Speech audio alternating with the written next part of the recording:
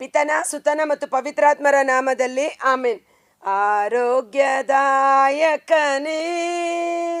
ಅಪ್ಪ ಯೇಸುವೆ, ರೋಗದಿ ಬಳಲಿರುವೆ, ಕರುಣಿಸೋ ಕರ್ತನೇ.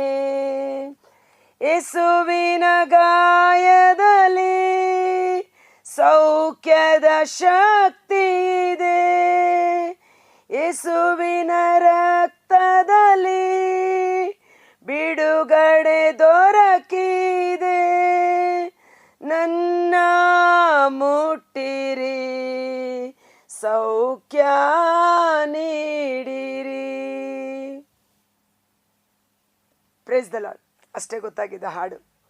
ಓಕೆ, ಪ್ರಭು ಕ್ರಿಸ್ತರಲ್ಲಿ ಆತ್ಮೀಯ ಸಹೋದರ ಸಹೋದರಿಯರೇ, ಈ ದಿನ ನಾವು ಧ್ಯಾನಿಸಿ ಬಿಡುಗಡೆಯನ್ನು ಹೊಂದಿಕೊಳ್ಳುವಂಥ ಒಂದು ರೋಗ ಸೌಖ್ಯ ವಿಶೇಷವಾಗಿ ಮಹಿಳೆಯರಿಗೆ ಸೇರಿದ್ದು.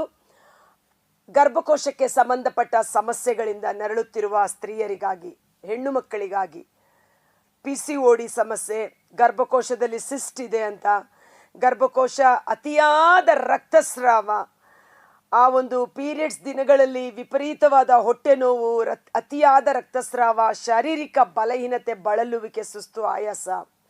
ಇನ್ನು ಕೆಲವರಿಗೆ ಆ PCOD ಪ್ರಾಬ್ಲಮ್ ಇರುವಾಗ ಪೀರಿಯಡ್ಸ್ ರೆಗ್ಯುಲರ್ ಆಗಿ ಆಗ್ತಾ ಇಲ್ಲ, ಅದು ತಿಂಗಳು ಆಗದೇ ಇರೋದ್ರಿಂದ ಅವರ ಶರೀರದಲ್ಲಿ ಬೇರೆ ವಿಧವಾದ ಸಮಸ್ಯೆಗಳಿಗೆ ಅದು ಕಾರಣವಾಗಿದೆ.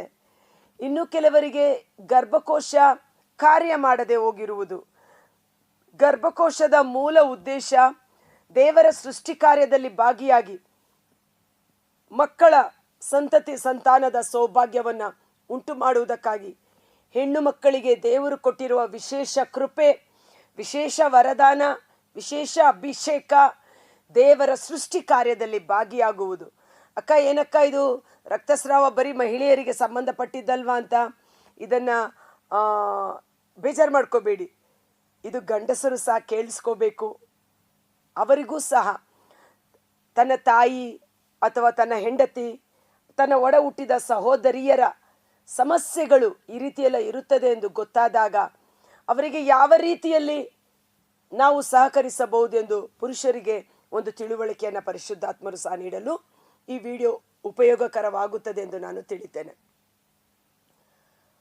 ಅನೇಕ ಸ್ತ್ರೀಯರು ಮಕ್ಕಳಿಲ್ಲದೆ, ಆ ಗರ್ಭಕೋಶ ಇದ್ದು ಸಹ ಅದು ಫಲ ಕೊಡದೆ ಬಂಜೆ, ಗೊಡ್ಡು ಎಂದು ಒಂದು ಬೇಸರ ಅಥವಾ ನೋವಿನಲ್ಲಿ ಇರುವಂತಹ ಪರಿಸ್ಥಿತಿ. ಆದ ಕಾರಣ ಈ